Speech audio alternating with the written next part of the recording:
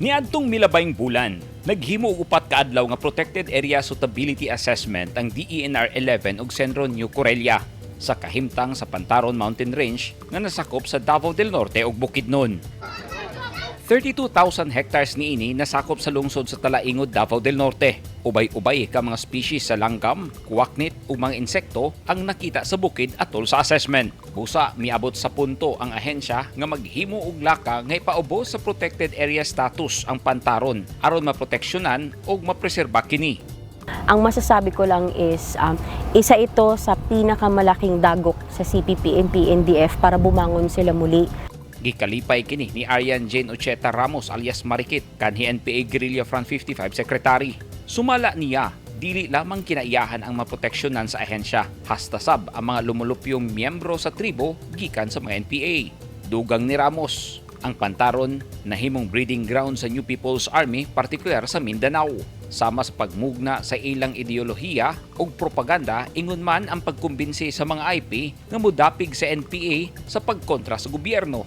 Noong 1991, meron ng existing issues ang kanilang dinadanas dahil sa Alsons. Ang Alsons ay ang Alcantara and Sons logging company na kung saan ay inexploit ng CPP-NP-NDF ang tinatawag nilang land grabbing daw na ginagawa ng Alsons at ang pag-e-exploit sa kanilang human right.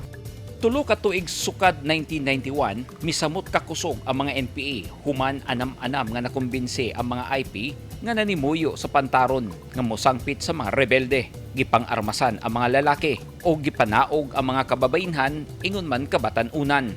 Hangtod na mugna ang Komiteng Revolusyonaryo sa Munisipalidad tuig 2004 nga mo'y pinakakusog nga mass base sa NPA kaniadto.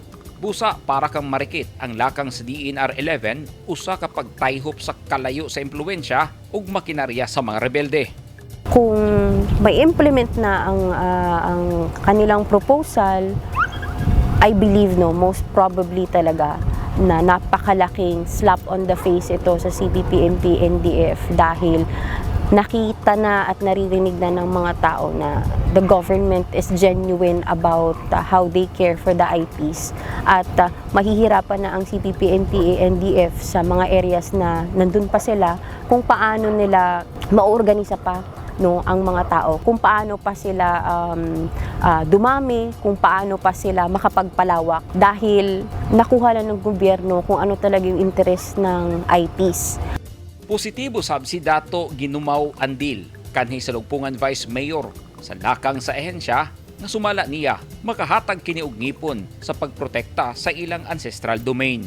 Kami ang tinuod nga mga lumad dire na naikatungod namo nga among ipadayon ang pagdepensa sa yutang kabilin dire. Nga dili pud sila pasudlan o sama sa mga chemical o makadaot sa mga tubig o makadaot sa mga lasang. O dapat kung magkinanglan mo iagi pud sa amoa sa tinuod nga mga lumad diri sa lungsod sa Talaingod. Dili pud namo gusto nga makabalik pa ang nakadaot sa among pagpamuyo sa mga lumad diri. Matud ni Major General Nolasco Mimpin, Commander sa 10th ID, maglisod na og atraka pagbalik ang mga NPA ilabi na sa Area of Responsibility sa 10th ID. Gawa sa Davao Region, nahisakop sa Pantaron Range ang mga probinsya sa Misamis Oriental, Bukidnon, Agusan del Norte ug Agusan del Sur.